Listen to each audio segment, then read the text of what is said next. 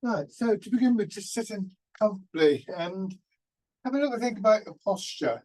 In the hot weather that we've been having, the posture can allow a sense of movement without straining, and that movement and the circulation of your blood and your energy can have a cooling effect.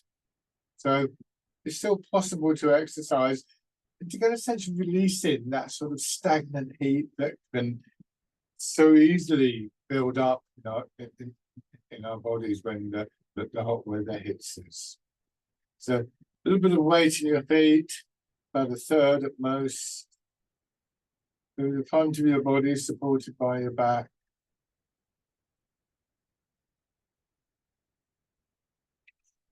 Rubbing your hands together. And tapping over your face.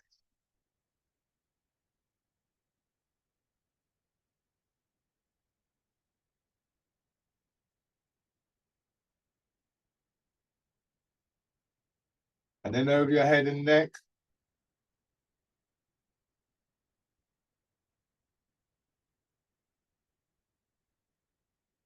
Down toward the shoulder. Your arm. The other side.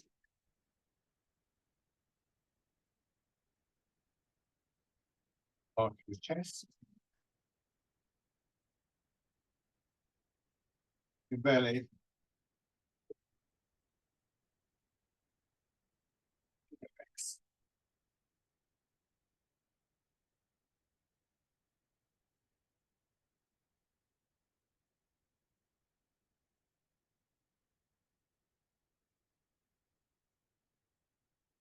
Go into the reclining posture. So feet out, almost like you're sitting back in something, a reclining chair or a deck chair or something like that. Just allowing your weight to settle in to the chair. Just feel where contact with the chair in the upper or middle part of your back is.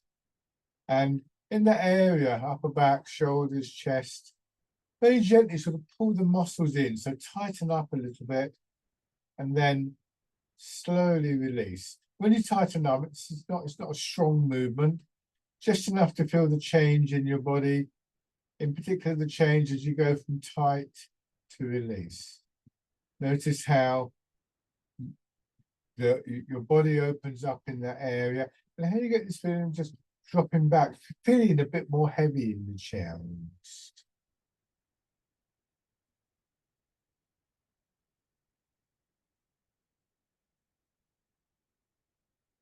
And then do the same thing in the middle part of your body. So it'll be lower back and belly, hips and buttocks, and thighs and knees. Again, just tensing and then noticing the change as you release.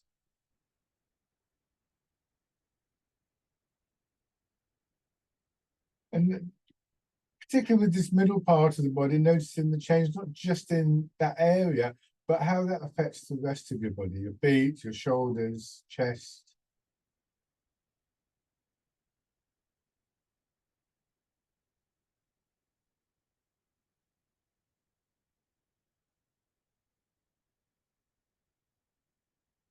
And then coming back to the upright position, the same again, a little bit trickier, and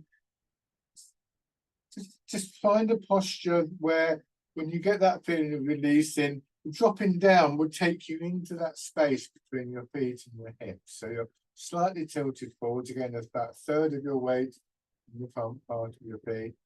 The shoulders up, back and chest, tightening gently. And release. Tightening and release. And then the middle area, from lower back to knees, tightening and release. Tightening, release. And when you get that sense of release, again, your weight going down more into your feet and your hips, kind of compression type feeling in your legs. That whole area really, from your feet really to your lower back. So it's almost like sinking down into water, that you sink down, then at a certain point you feel there's a little bit of a push up. This is much more obvious to us, I think, when we're standing, but it's possible to start to feel this in the seated postures. So the very act of releasing produces what we might call an energy that rises up at the same time. When we think about how our body is supported, and our feet and our legs are supported, as our hips are supported, as back supporting the front of the body. When we release, we also get a sense of something supporting us from inside, both the physical skeleton and surrounding area, but also this slight movement like a wave coming up through the body.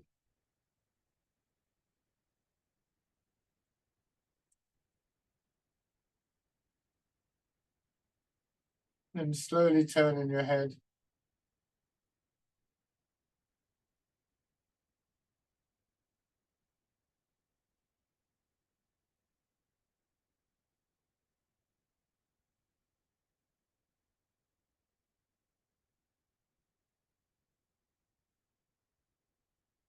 And then hands in front of your shoulders, pushing your elbows forwards, letting them swing over gently in the movement in your chest and your upper back. Very soft, light quality to them.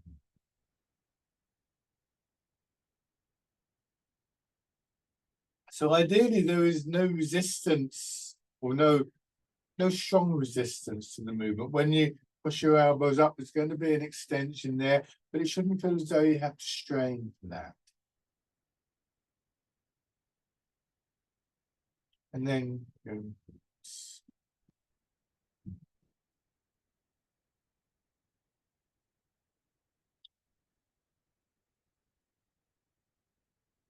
hands to your sides again, releasing in your hips and your shoulders, rotating your arms.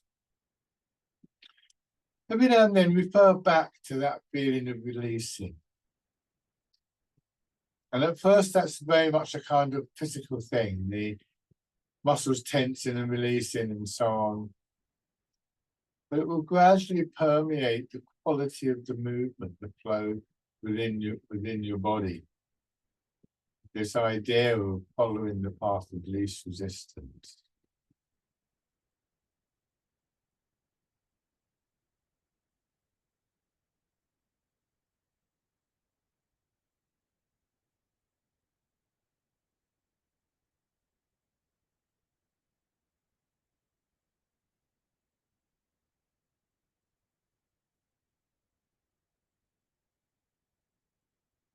And then raising your hands and winding them around, as though you're winding up thin thread, cotton or silk. Rotating from your shoulders, feeling the movement down into your fingertips.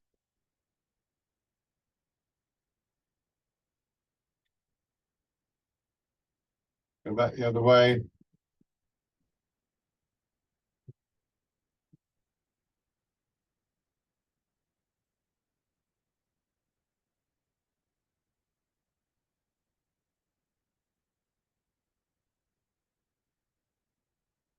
As your hands rest, tilt forwards on the bones at the base of your pelvis, so more of your weight goes into the front of your legs.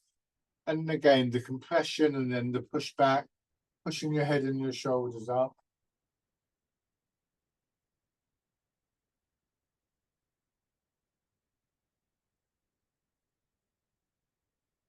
An additional element here is what's happening in your hips and lower back. That as you push up with your feet, they're also being pulled back by the pull of gravity. And the combination helps to bring your upper body, head and shoulders to the upright position without the associated strain that we often feel.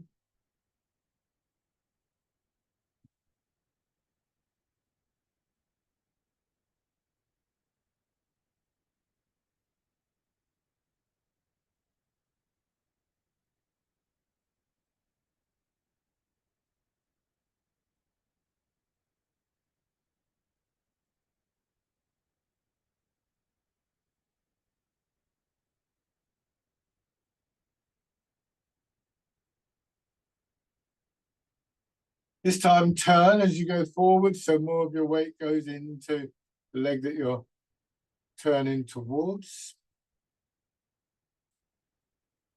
And of course, this transfer of your weight from one part of your body to another, usually it will be the parts of the body that are closely connected to the ground. So in this instance, your feet and your hips, turn the other way.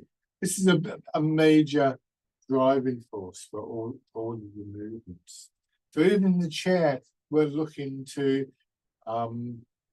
maintain a connection between the movements of our upper body and the ground beneath our feet.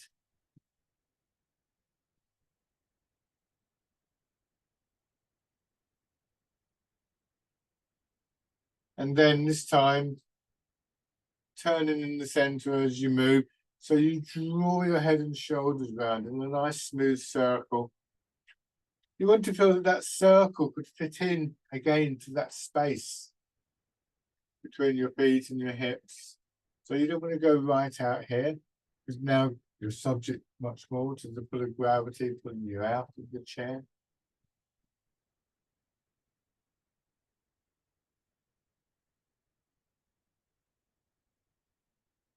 Change direction.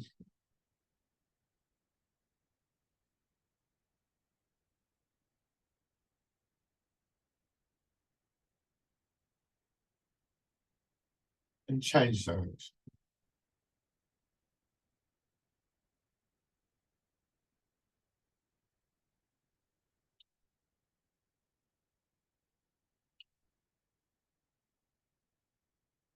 This time, come back to the center. Your hands drop down, turn them palm forwards. And we're going to use that same rotation, this time in combination with our weight moving forwards. This is bird fold. Feel how when you come back and rotate your arms, this is gentle opening across your chest. Then release in there.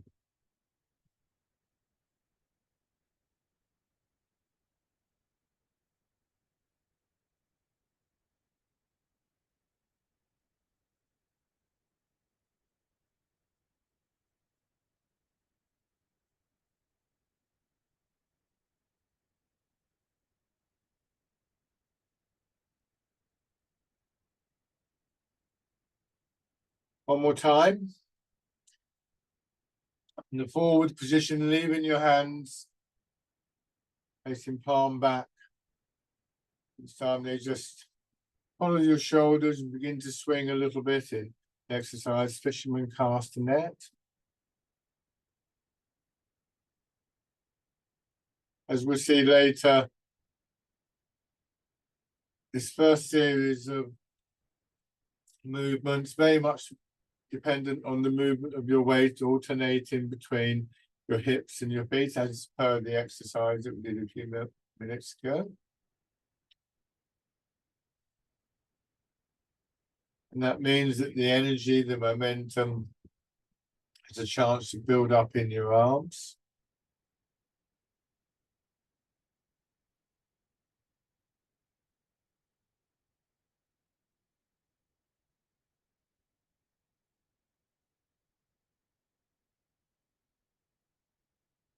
So again, going forwards, this time, imagine there's a ball underneath your arms and you're going to push down with your feet. Just use the movement to roll the ball into it. Again.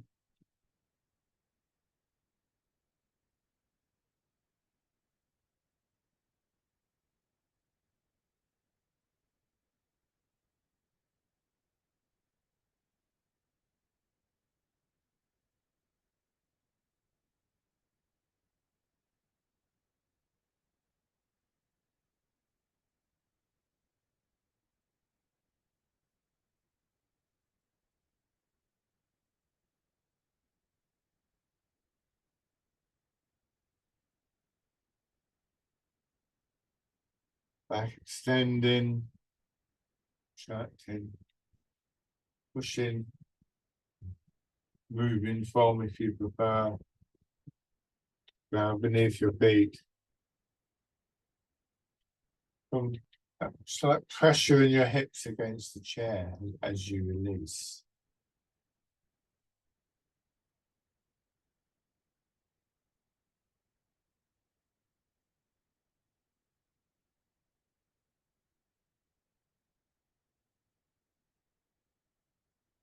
Now, when your hands come up, this time turn them palm in, draw your elbows apart, feel how your chest opens, and then squeezing inwards, feeling the opening across your back.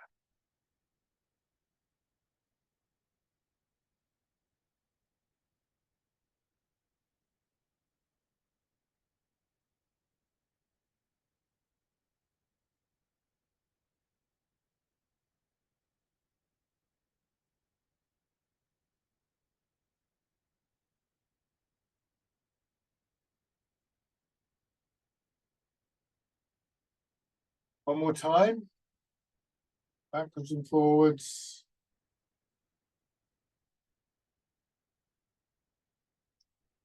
And then leaving your hands in front of your hips this time, pushing away.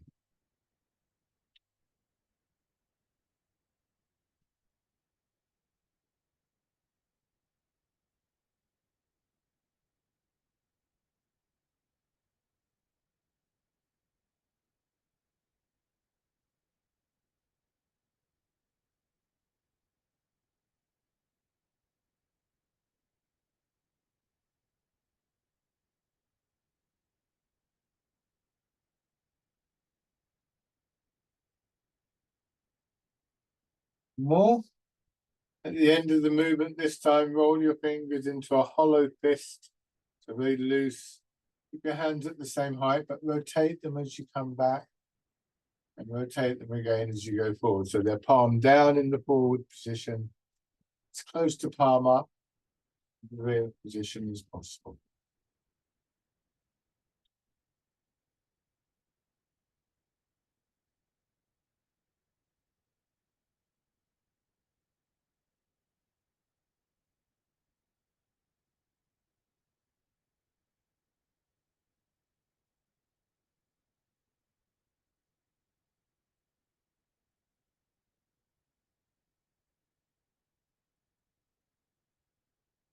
And then, again from the forward position, open your fingers, rotate your arms so they're palm out as much as possible. Almost like doing the breaststroke, but you come back and your hands in, the point in front of your same time. Push through.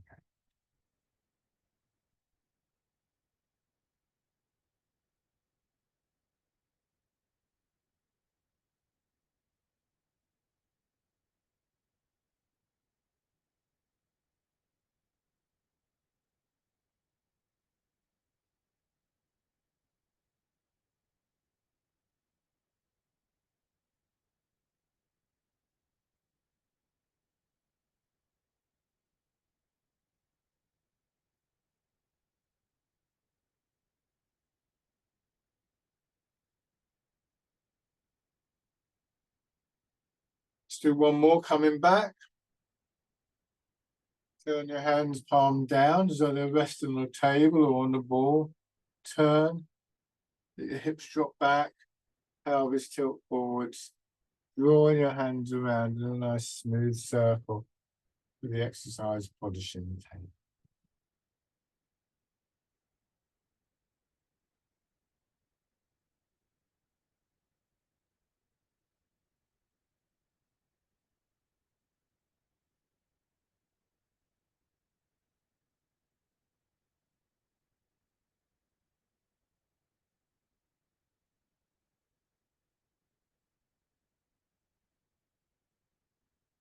One more in each direction.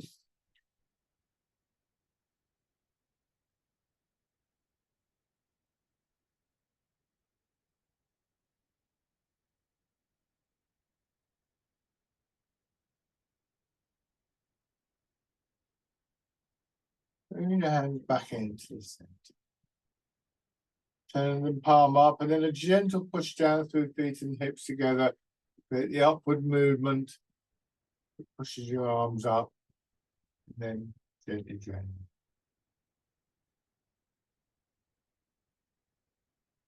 again. So the exercise is called rooting down because a feature of this exercise, both seated and standing, is to get a sense of the ground beneath your feet and the dropping, the rooting of your centre of gravity. There's a difference between the seated and standing.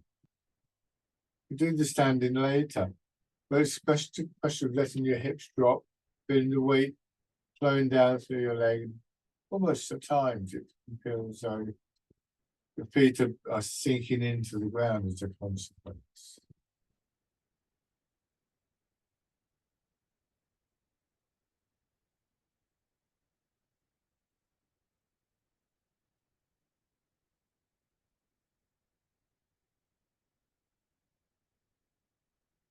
Once more. Still with that movement where you can't see it in hips, legs and feet. Wild goose.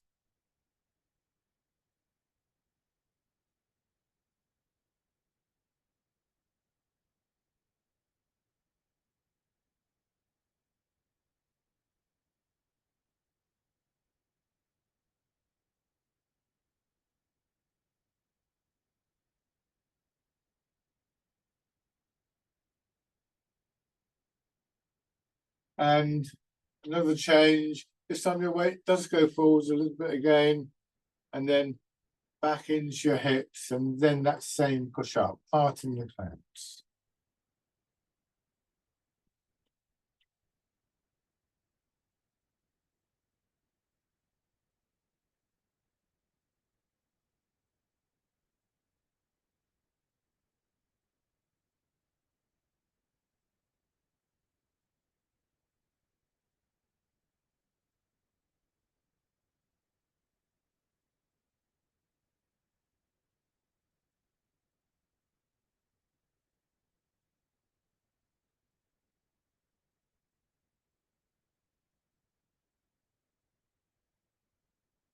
Lovely. Now, hands dropping down to your sides, feel the weight of your arms.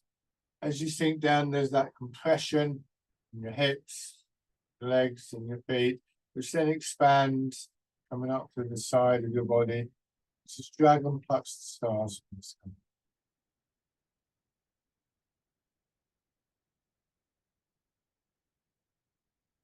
Change sides without rushing.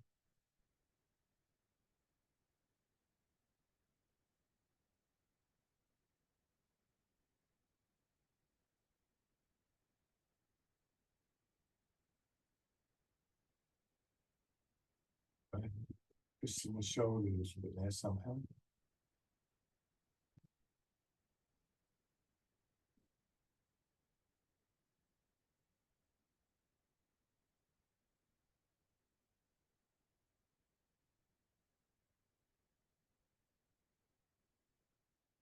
One more on each side.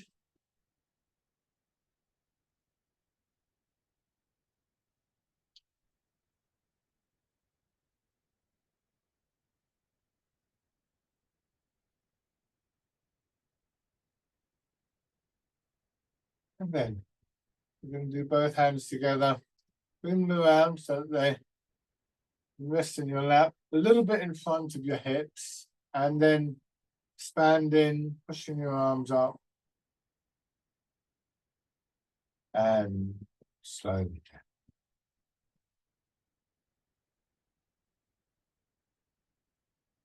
Shout. And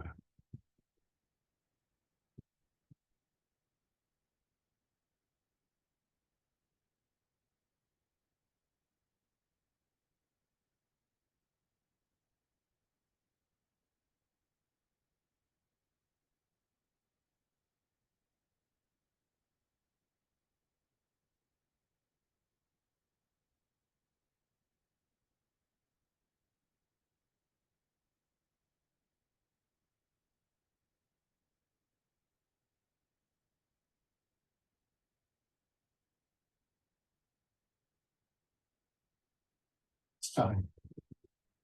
Pushing one foot out, just resting it on your heel with your knees slightly bent, easing forward, scooping the seat, looking at the sky. Again, a push from that foot that's still flat on the floor, a pull from your hips combined to bring you up nice and smoothly, opening up in belly, go to the top of your chest.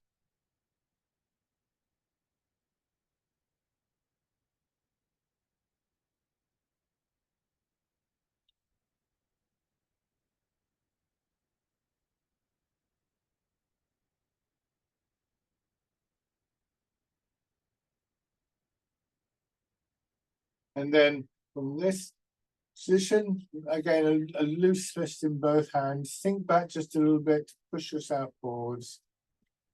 This is grasping the tiger's ears. Feeling that nice lengthening through your back, spine.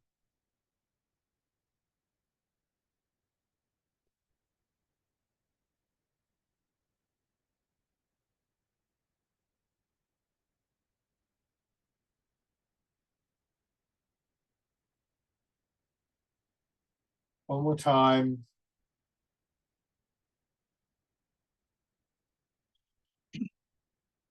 Changing sides. Extending your right foot. Again, that little bit of a pressure building in the supporting foot until it can help with the movement back and up.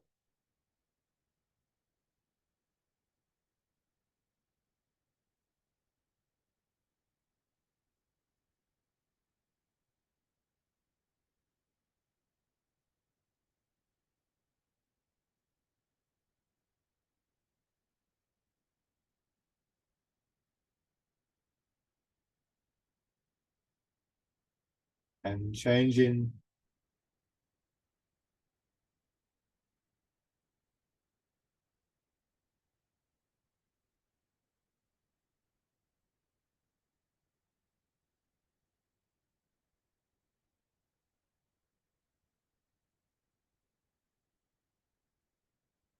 One more time. And rest in this position for a few moments. And in the same way as that we discover that when we do one exercise or another, there's this gradual spreading of the load, the effort.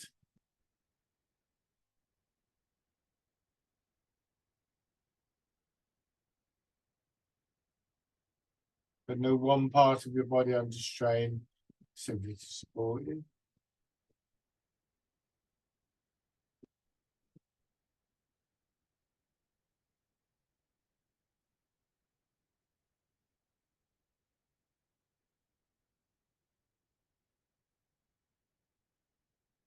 Once again, rubbing your hands together.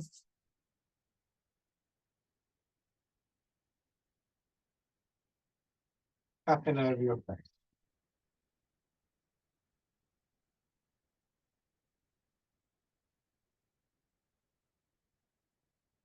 Over your head and neck.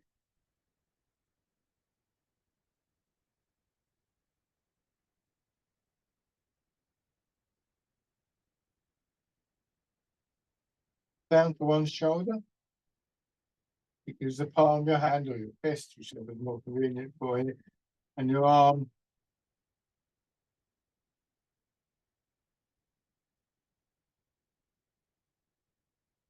From the other side.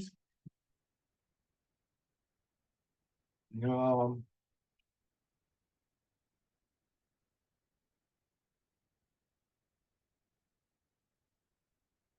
Up of your chest.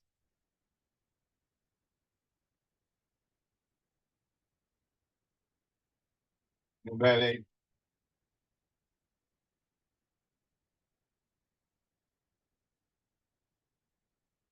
And finally, your legs.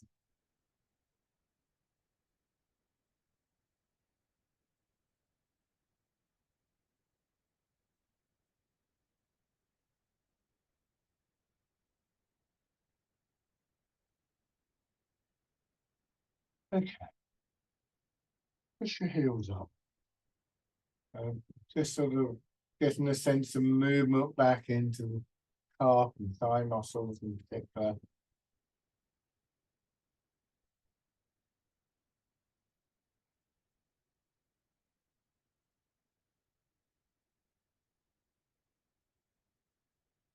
out the other way.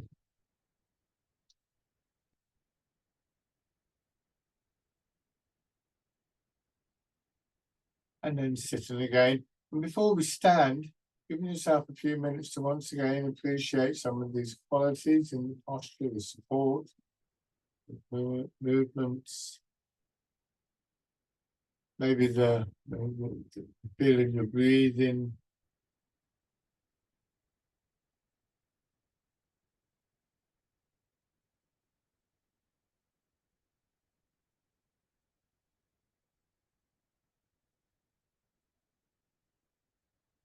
And then to standing, and again, when we stand, we sort of sink down and push up. So this action of connecting to the ground each time we go to move actually helps us to get to develop into everyday actions like simply standing from a chair. So the way you could do it, you tilt forward, so more of your weight goes into your legs, and then it's a gentle push up through your legs coming into standing. Obviously, that's a bit of a stronger push from your legs when you do that. So you might need to sort of work at it a little bit. And there's nothing wrong with, you know, particularly when you're trying it out and you're trying to learn something new. If you had another chair or a table next to you, to use your arms a little bit. But we want to eventually build up into actually, you know, having the strength in our legs to push us up. I'm going to move the chair. As always, if you find it useful at all at times to have the chair nearby, a little bit of extra support that can give you the space to help you work out particular movement, then feel free to do that. I'm going to get it out of my way so I don't keep bumping into it. And again, thinking about posture. So what we did in the chair was we arranged our body, we arranged our posture so that the weight of the body went down in that space between feet and hips. So we do the same thing again, but it's not going to include the hips. We stand with our feet hip width apart, and this is a relatively small space. So if the seated posture is like getting a small ball, almost like a golf ball, and rolling it into quite a big hole, now the hole has shrunk. So we look for the same effect, but it's going to be a little bit more tricky physically, and probably need to be a little bit more kind of focused in your attention. So in the first instance, with your feet parallel, just rocking your weight forwards and backwards.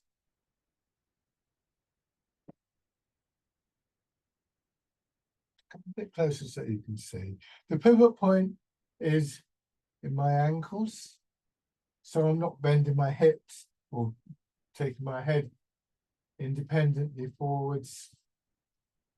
We can see how that works. I'm going to use a pole to illustrate. If you imagine this pole is going up to my body, the center line of my body. So one way in which you can imagine this is that if you see here, roughly speaking, the pole goes from my ear, past my shoulder, hip, and down to a point just behind the ball of my foot. And when I go forwards, roughly the same line. So this whole line is moving with you. When I say roughly, it's not to imply that this isn't a precise exercise at times, but actually there are no straight lines in your body. So we use the idea of the straight line, but we don't try and force the body into a dead straight line. The other way we can use this idea of the center line as a pole, once again in position here, is that as I go forward, I can go a certain distance here. This is reasonably comfortable. If I stayed here too long, I'd be a bit tight in my calves, but it's generally okay. I get to here, and suddenly my back has tightened up, and my shoulders are tightened up, and I'm wobbling around. So when we extend beyond this center line, if your body's doing this, we have a fairly limited distance to be able to maintain that softer quality in our body.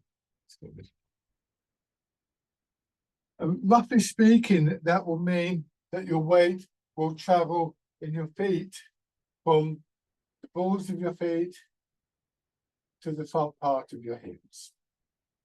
Roughly speaking, there'll be some variation in that. If you've done this with me before, which a lot of you have, then actually bear in mind it's not necessarily at this point going to be consistent. You may have an idea about where you want the weight to settle, you probably do, but don't force it into that. But just see rather if you can let your body come to rest in that aligned position so that gravity pulls your weight straight down into your feet. With the same qualities of being able to release tightness in your upper body, feeling more stable as we had in the chair. And when you come to that position, to see if you can rest, and once again, go through this little exercise of tightening and releasing. First of all, the shoulders, chest, upper back.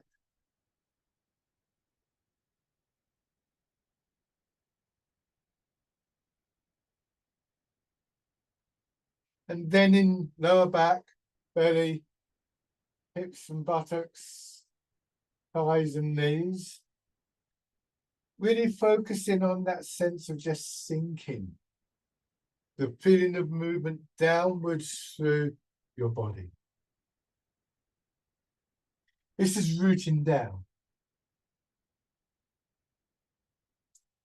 And then this time, when you release, let your hips follow that movement that is already there. So now your knees will bend a lot more, and then you push up carefully with your knees and sinking down. So we drop our center of gravity and then we grow up out of it like a plant growing out of the seed, hence the term rooting down. The lower the center of gravity, the more stable we are. But also the rooting down is the start of an energetic process of yielding, allowing gravity to pull you down, and the response from the ground and the response from our legs, which is to push it up again. So we have this cycle of movement, this cycle of energy working through the body. And in fact, what we're doing, we haven't created that cycle. It was already there. We haven't just suddenly turned gravity on. And we've been moving around all morning, so it's safe to assume that gravity hasn't sort of like just crushed it in to the ground. So we're not creating anything new here. We're just recognizing the possibility of taking what is already there and working creatively. Now bring your hands around as though you're going to cradle the ball and pushing up and sinking down. When you get to the bottom of the movement, change to the standing version of the wild goose. Turn your hands out, body expanding and contracting, and then letting your hands drop down, feeling the weight of your arms hanging from your shoulders, expanding and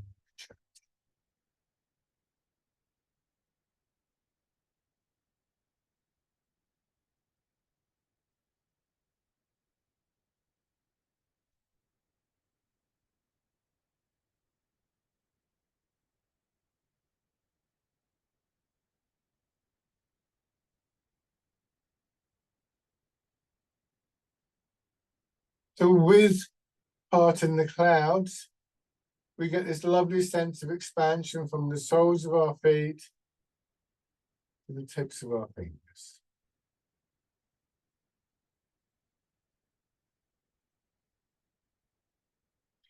Sense that sometimes described as your body filling up and then emptying. So going back to that feeling of a movement and energy arising from the ground, our body fills up with that energy.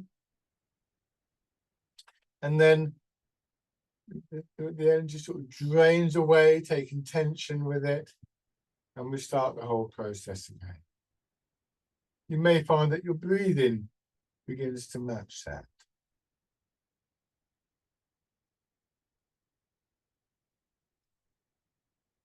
One more time.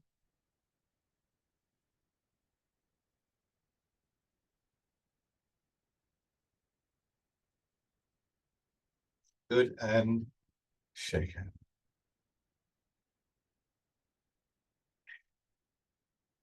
So in the parallel stance, mostly what we've been doing is using that pull of gravity to initiate the cycle of movement, the cycle of energy that pushes us up and down, the body expanding and contracting. Now, turn one foot out and take a step forward with the other foot. Maintain the width of your step. Should be able to see the background between my legs still. If you're like this, what we're doing is still possible, but it's more difficult. There's less space. Remember what I was saying about the hole that you're dropping a golf ball in to maximize the space. So have one foot forward, doesn't matter which foot. Have your weight in the middle and go through the same process again. Just letting your hips sink, releasing in your hips and lower back and so on, and then feeling the push up. Contracting and expanding. But be careful with the next stage because it's going to be quite strong in the legs.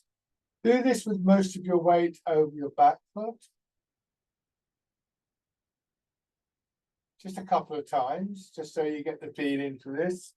Go forwards, try the same thing on your front foot. This is where it might be useful just to have something kind of support, because it's quite a tricky exercise and we're experimenting. So, you know, having something to help your stability is quite good. And the next time your front leg expands, rather than being pushed up, direct the movement into your back foot. Look for that feeling of releasing and let it push you forwards. So now we're not actively sort of going down more, coming up. We're maintaining as much as possible our hips at the same height, but we are looking for that feeling of releasing and that sense of dropping internally. And we felt that very much in the chair, hopefully. When we did the exercise of tensing and releasing in the chair, we didn't go up and down significantly because the chair was a set height. And in the same way, think of your hips, your pelvis being as much as possible a set height, but still allowing that movement, that energy through your body. And the intention that we have is that rising energy is going to push us forwards and backwards. So the releasing initiates a movement in the body, or rather allows the movement that is already there to work more effectively. Might be a better way of thinking of it. And once we've got that build up of the movement, build up of the energy, we can then use our intention to direct it. Begin to raise your toes and heel as you release in the other leg. The heel, you can push your knee forwards, of course.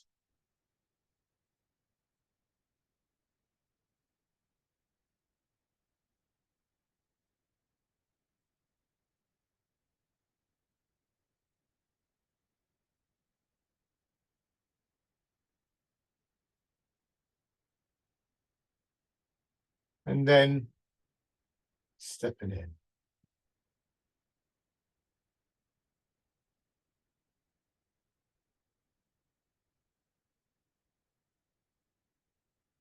Don't forget that releasing action. It only takes a moment once you're used to it.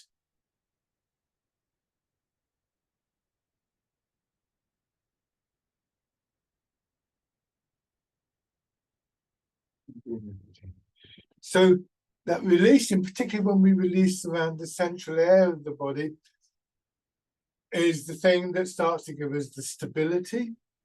It is also the thing, as we're discovering, that sort of really enhances the flow of movement, the flow of energy in the body. It's also strongly related to this mental effect, if you like to think of it like that, of calming and stilling, because releasing can be seen on many different levels of mind and body. We're urged in Tai Chi writings to seek the stillness within the movements, I think is a lovely phrase. So by paying attention to our posture and by building into our movement this sense of releasing, we just enable ourselves to slow down. So try that with your other foot forwards. Turn what will be the back foot out slightly, step forward with the left foot. Have your weight in the middle. Just do this a few times, as I said, because it is quite strong. Just sinking down, releasing in the hips, sinking down, feeling the push up.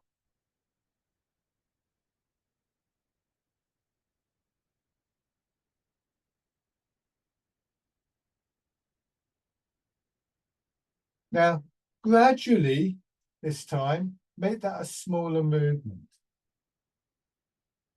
so that there's more and more of a focus on the releasing and the feeling of the movement within your body, as we found in the chair.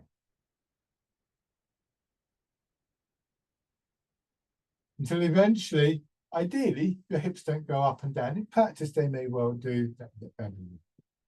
Go forwards, try the same thing on your front leg. Either if you feel you want to do the actual strong movement to begin with, that's fine. Or you could just rest there and look for that feeling of releasing. Let the rising energy push you back. Try the same thing with your back leg. And then just keep it as a continual action,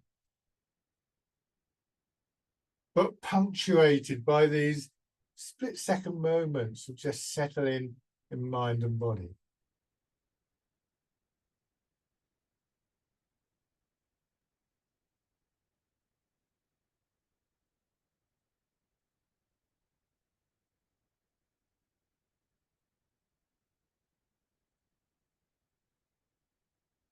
And again, with the releasing, raising toes and heel.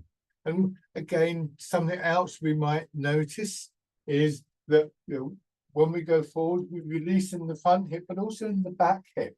And it's the dropping of the hip that encourages the knee to push forwards. So the releasing in one hip or another will also help you to initiate the step. The same is true in the front foot, incidentally, but it's a little bit harder to recognize, I feel. So it's not just the supporting hip that's going to release, but also the other hip.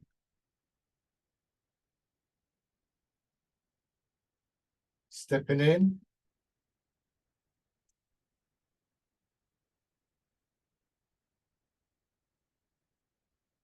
So releasing, letting go, yielding. The Chinese term is sung, S-U-N-G.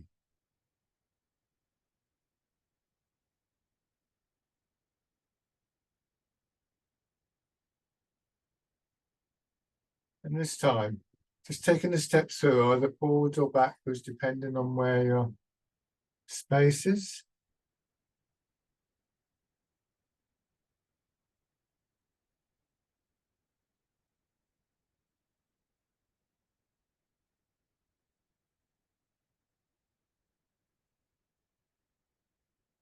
And then going back or forwards, changing direction.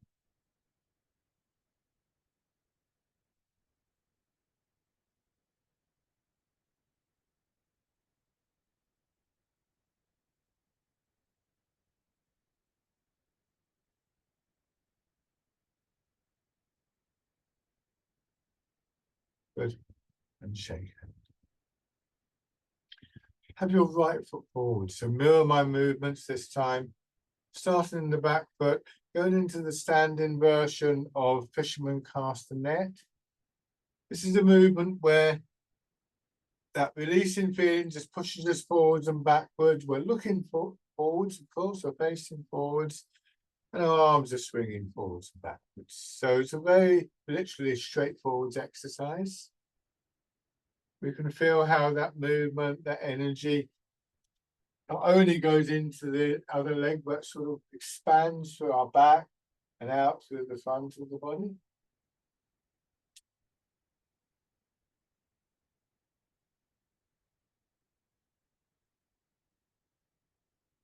And then this time coming back, turning, letting your arms swing through, expanding in the left side of your body, forwards, expanding a little bit more in the right side of your body and back, making this figure of eight movement, or if you prefer, some people like to think of it as like being like the infinity sign used in mathematics and physics.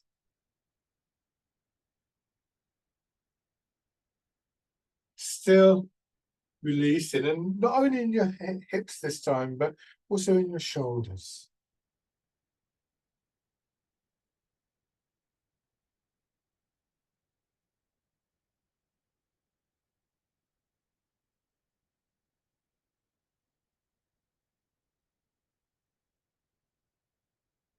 And shake out. Have your left foot forwards. Fisherman cast the net. I've been talking about the releasing feeling at specific points. We release here, we release there. But gradually, we want to feel that it's the nature of the movement, to move with that sense of release. Because that really enhances the flow through the body. And it becomes our natural way of moving. And our response to not just the pull of gravity, but tightness and stiffness within the body, happens to release those areas of blockage.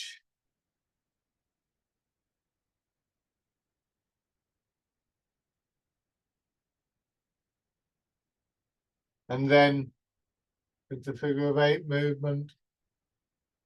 So for instance, if as you go to do this, you feel maybe your wrists or your fingers stiffening up, which is possible, then the idea is to look for that quality of releasing, to have it releasing, yielding as one of those very strong, consistent intentions in the movement that we make everywhere through the body.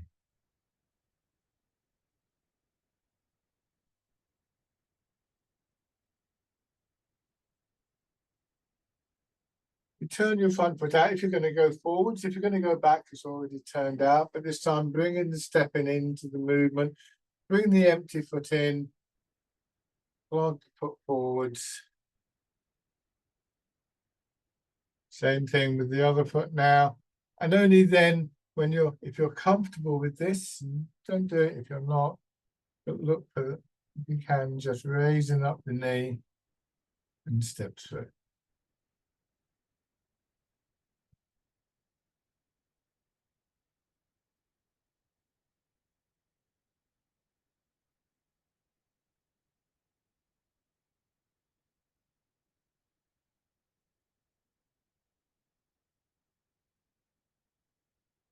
I'm going to change direction before I bump into the camera.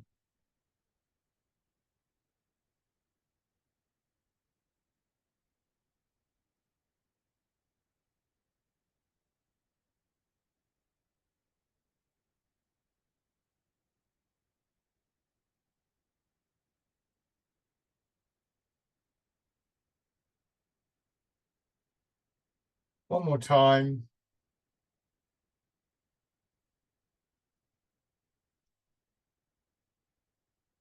Good. And then shake out. Lovely. Go back to your chairs. again, the releasing feeling, the releasing process, like everything in Tai Chi, is never going to be all of the body. We can release that sort of a sense of tightness in the mind as well. I'd emphasize that releasing, yielding is not giving way. And it's very much almost a strategy in Tai Chi. It comes from the martial side of Tai Chi and actually enables us to initiate what we might think of in some circumstances as a kind of problem-solving process. Just taking that moment, taking that space to be more aware of what's going on, less agitated perhaps by something, and more able to deal creatively with it. Now, what we've just done, maybe standing on one leg, if you were doing that, is actually quite difficult. It's quite challenging, and yet it was the releasing that enabled us to do that. So letting your hands drop down to your sides, feeling the weight of your arms hanging from your shoulders. And then embrace tiger, return to mountain. Bringing your arms around, releasing in hips, back, shoulders, feeling how that draws your hands in, takes you down into your roots, into your center. And then the whole process starts again.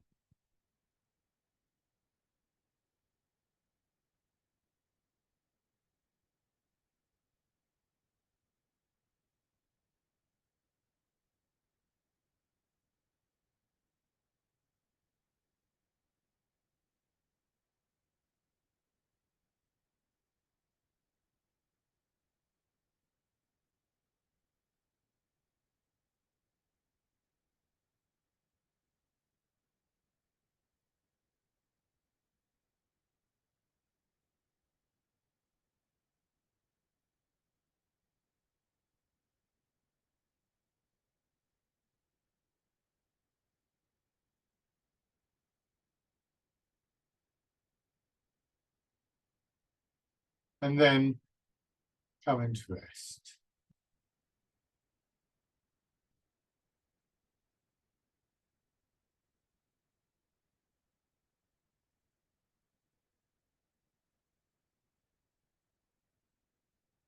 And open your eyes.